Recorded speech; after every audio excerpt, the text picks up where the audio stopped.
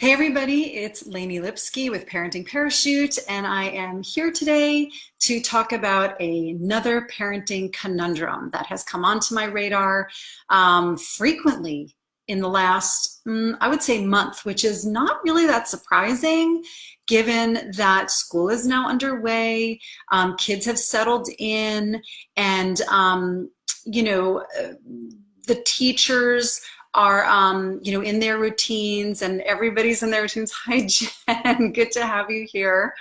Um, and what happens typically, I was a teacher myself, by the way, for a while back in the day. And what I know is that, at first, there's sort of this honeymoon period, and the kids are well behaved, and the teacher is, on his or her game, and, the rules are set and everything's in place.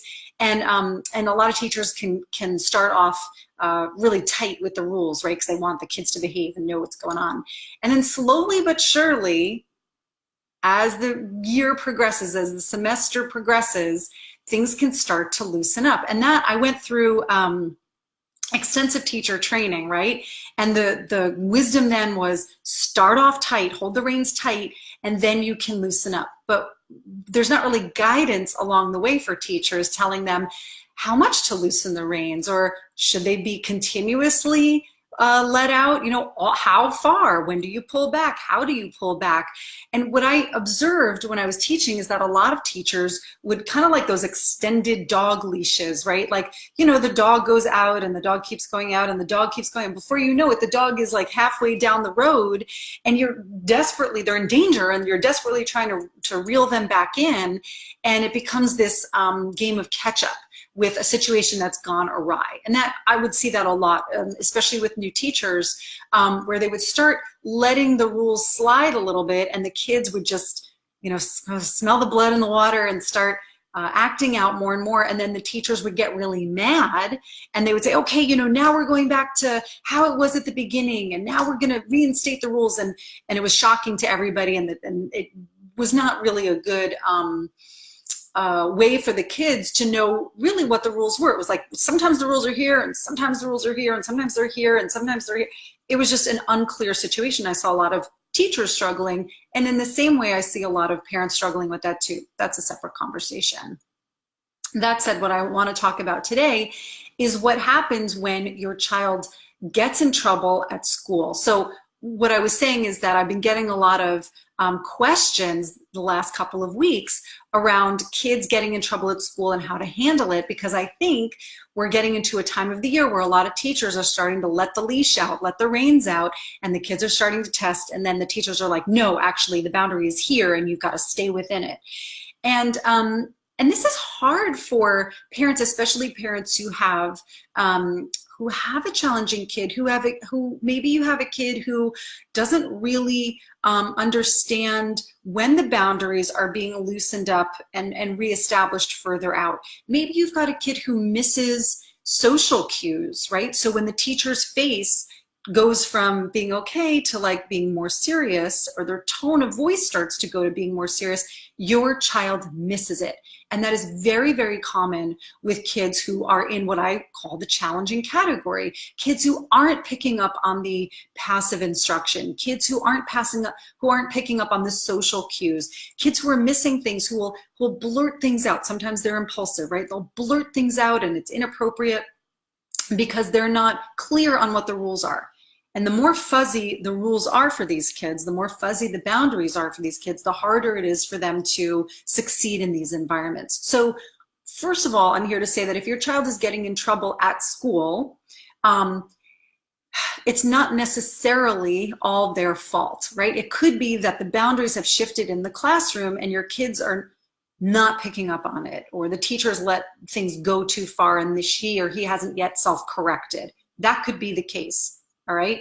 So before you go all like, oh, my kid can't function at school, and my kid, all the stories that how are they going to get into middle school? How are they going to go to the right high school so they can go to the right college so they can get the right job? Before all of that self-talk, madness, chaos starts in your head, just take a breath and consider the possibility that it's the classroom that is shifted a little bit and your child is having difficulty reading those cues. Okay. It's really important to give them the benefit of that doubt. I've got Julie here. I've got Cindy here. It's so good to see all of you. Thanks for coming today. And just give me a little hi or a wave or a thumbs up or a heart if what I'm saying resonates with you, if it sounds familiar to you. You know, I definitely want to know if this is connecting with you and helping you as I'm talking. So, and if you're watching on the replay, you can just put hashtag replay as you're watching, and then we know as you're typing in your comments, that would be great too. All right.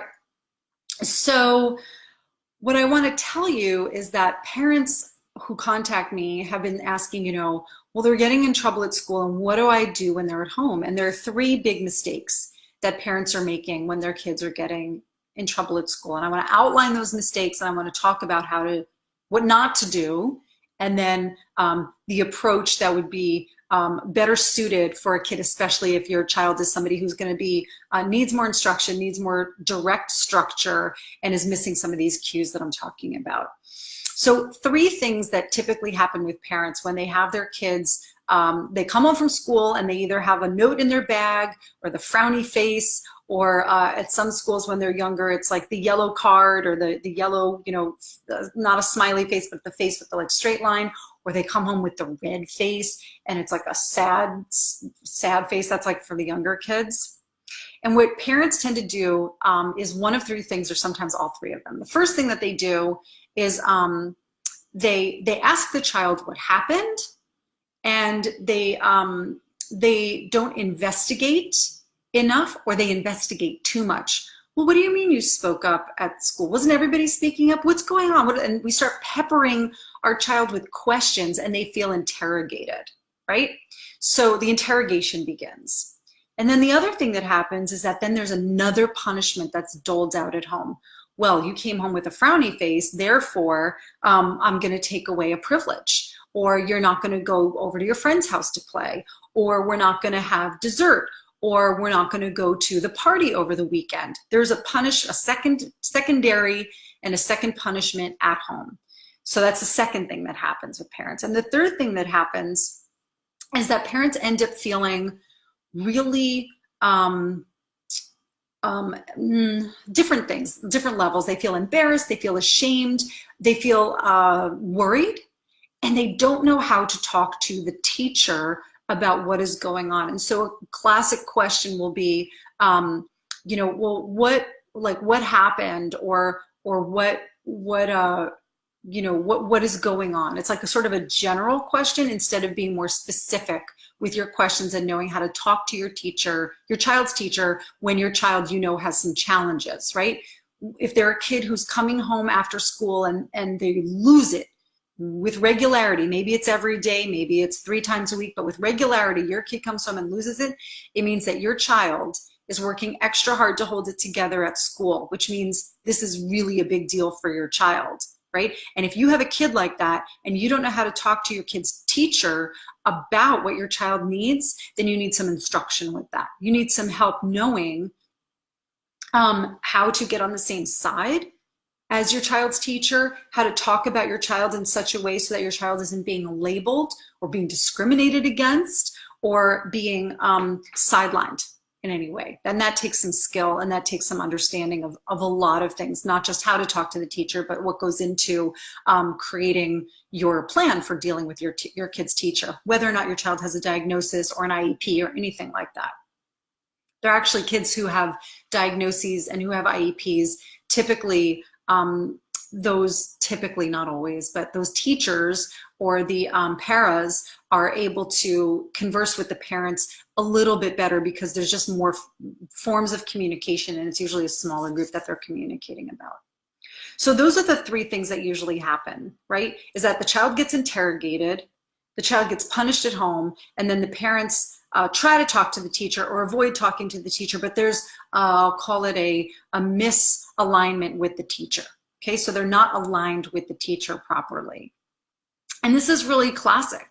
And this is something that when you have a challenging kid, what I've noticed is that there's a sense of sort of being found out. Like you thought that your child, you only saw these traits in your child, but when there's evidence that's coming home from school, you are feeling like revealed, like you're outed, like, oh gosh, other people are now seeing, like this is now becoming a problem. And this can really trigger a lot of emotion in parents, which is why they take these other actions. They punish at home, they interrogate, they try to talk to the teacher, but they don't end up necessarily knowing how to get on the same page with their teacher. So when the parent gets triggered around misbehavior at school, that's when all of the other negative forms of parenting and focusing just on the behavior start to kick in. And what I want to tell you is that when you don't have a handle on your own triggers around what it brings up for you, and I don't know because I'm not having a conversation with you right now, so I don't know exactly what it brings up for you. All I know is what people have told me, is that there's a sense of shame, there's a sense of fear, there's a sense of worry, there's a sense of insecurity, there's a sense of oh my gosh, are we on thin ice at this school? Do I need to start looking into other schools? Is this the best schooling environment for my kid? Does my kid know how to get along? How is my kid going to know how to get along? How is my kid ever going to learn how to follow the rules that are just going to get more and more important as he or she gets older? I mean, maybe my kid is in elementary or middle school now, but at some point they're going to be in high school, and this kind of stuff is going to go on their record. Is it a behavior that is, potentially leading to suspension or expulsion, right? These are the worries that start to plague us as parents when we have challenging kids. And if we don't know, really, really know in our hearts how to help our kids at home so that they can take new skills to school with them, if we don't know how to handle our own selves so that it trickles down to our kids, then they're going to be going to school carrying our baggage. That's what's going to happen, because if we're just unloading our baggage onto them every time we're triggered and we're doing these things that are not going to help them, interrogating them will not help them, removing privileges, not going to help them, and not knowing how to align with their teachers when they're younger or when they're older for that matter, not going to help them. It's not going to help the situation get better. What is the role that parents can play at home? What is our responsibility as parents at home when we have a challenging kid and we know we've just sent our challenging kid off onto that yellow bus, or drop them off at school, or drop them off at camp, and they're getting in trouble because they can't manage certain basics like most other kids can. If we're unable to give them the skills and the information at home because we don't know how to do it ourselves, or we're so wrapped up in our own triggers that we're just dumping it onto them, like I said, they will go off to all of these places. They'll go off to school, they'll go off to camps, they'll go off to college, carrying our baggage with them. And what I want to share with you is that most parenting advice is going to be centered around behaviors, and it's not going to be centered around a whole approach to managing yourself so that you can cleanly implement better strategies with your kids, right? Should you be punishing them at home for something they did at school? If they've already received a punishment at school, my opinion is that it's probably enough. And if it's not enough, if it's not registering with your kid, that's a different conversation. But if it's registering with your kid, then it's probably enough. Does that mean you go out and you pretend it didn't happen? Does that mean you avoid it? No. Does it mean that you have to talk to them about it? Yes. Does it mean you have to talk to them about it in a very certain way to make sure that it's landing? Yes. Because challenging kids are not going to get it the first time. They might not get it the third time. They might not get it the 10th, 20th, or 30th time. And that can make parents feel like they're a broken record repeating themselves. But there are ways to communicate with our challenging kids that do not involve repeating ourselves. There are ways to communicate with them to make sure it lands. that it really lands with them, so that at a certain point later on, you can say to your kid, what am I going to say to you right now? And they will repeat it back to you. They will say exactly what you've said. And at that point, you can pat yourself on the back and say, damn, I did a good job. Good for me. They know exactly what I would say. I don't have to be there saying it all the time, right? But that's a whole skill set that leads up to that magical moment where your child knows what you're going to say.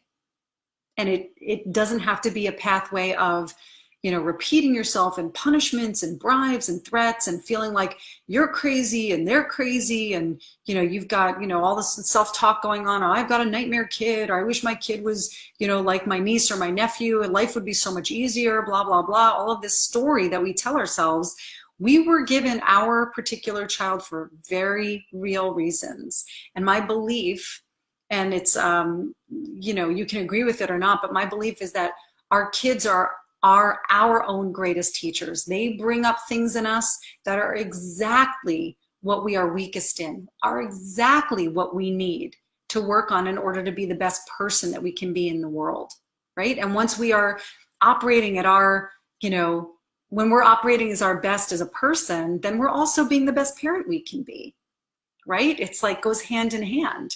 I'm not talking about being a perfect person. I'm not talking about being the best, objectively the best person in the world. I'm talking about being the best version of ourselves, so that we can be the best version of ourselves as parents, so that we can know how to raise our kids to be the best version of themselves. That's all we can ever want for anybody, is to be the best version of themselves. We can't wish for us to be the best version of our friend. I've got a bunch of people here now. Just say hi as you arrive. Give me thumbs up as I'm talking, hearts, whatever, or angry faces. If you totally disagree with what I'm saying, give me angry faces. But, I've gone through conversations with parents where they say, I just wish my kid was, just a little easier. I've got a nephew, and he just, he just smiles in every picture, and he's, really like gung-ho about everything. And, and I just say, you can spend your life wanting your child to be somebody else, or you can really refocus and commit to accepting your child the way they are right now, and then moving forward with them to become the best version of themselves. Because you don't want a cheap copy of your nephew. You want a wonderful original of your child. I know that's true for every one of you. You don't want them to be a cheap copy of somebody else or a lesser version of somebody else, because that's all they'll ever be. If they're trying to be somebody else, or you're trying to make them into somebody else, even if it's in your own mind, right? They pick up on it, and the things we do and the things we say, they pick up on it. And it's a bad feeling for us to carry around as parents, right? Just secretly hoping that they just, become more like this other person. It's not a good setup for any of us. So I want to make sure that, to recap around this very specific thing, for when our kids get in trouble at school, they will get in trouble at school. They will. Things are going to happen. You may hear about it, you may not hear about it. I would say it's really rare if you have a challenging child that he or she will never get in trouble at school. But if you have a challenging child who never gets in trouble at school, you're going to get it on the other side at home. You're going to have most likely a child who is melting down in one way or another. Does anybody have a child like that, where they come home and they, they're an angel at school, and then they come home and they just fall apart? Literally, like they might just lie down on the floor, or they might cry, or they might kick and scream even though they're 10 years old, or they may refuse everything, and it's just saying no to everything from the time they get home from school to the time, maybe till the time they go to bed, or maybe until the time you're eating dinner, or everything is different in everybody else's family. But if you have a child like that, you're not alone. It's not unusual. But there's a lot going on for your child inside that you need to learn how to help them manage, whether they're getting in trouble at school or not. And so those three things that I mentioned, the not interrogating, the not double punishing, and then learning how to align with their teachers, are going to be essential steps for you to help your child optimize his or her experience at school. So that's what I've got for you today. So that's what I've got for you today. I just wanted to share that with you. I hope that helps. And as always, if you're concerned about your child, if you're like, I know I want my child to be, successful at school. I know I want my child to have friends. I know I want my child to be well behaved at school and well behaved at home and be respectful.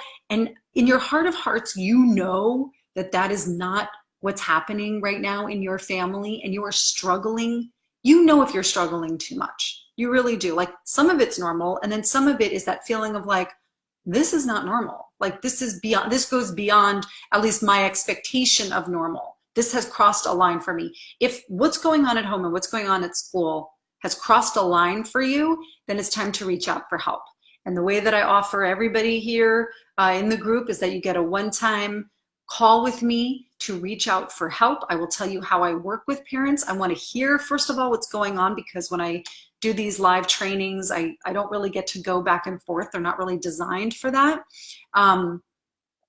They're designed to help you, get ideas for your approach. But I can't go back and forth with everybody. There's just not enough time. But if you call, then I am able to hear more of what's going on and be able to help you craft a plan so that you are on course for all the success, all of the independence, all of the connection that I know you want with your families and with your kids, even if you have a challenging child. You don't have to play small when you have a challenging child. You don't have to, send them off to school with a hope and a prayer saying, I hope today is an okay day. I hope that they don't get in trouble today. I hope nobody finds out just how challenging he or she is. I hope she can hold it together, right? You don't have to live with that kind of fear of being found out. You can embrace what you've got, you can own what you've got, and you can optimize what you've got. And if I can help you do that, it would be my honor and my pleasure to help you do that. I help parents do that every single day with their challenging kids. And yeah, parents are just rocking it in my program and transforming, getting out of their pain spots and into spots where they are feeling confident, they're feeling secure, they're feeling excited for their kids' future instead of worrying about their kids' futures. They're watching their kids develop friendships. They're watching their kids melt down less and less. They're watching their kids handle their emotions, and the parents are handling their emotions themselves more and more like pros every day. Just having a sense of calm and peace and patience in the house has been a game changer for all of my clients. And if I can help you do that as well, it would, like I said, it would be my honor and my pleasure. But we need to start with a conversation. So please reach out for a phone call, and we'll see what we can do. All right, everybody, that's it for today. Have a wonderful weekend, and I will see you next time. Take care. Bye-bye.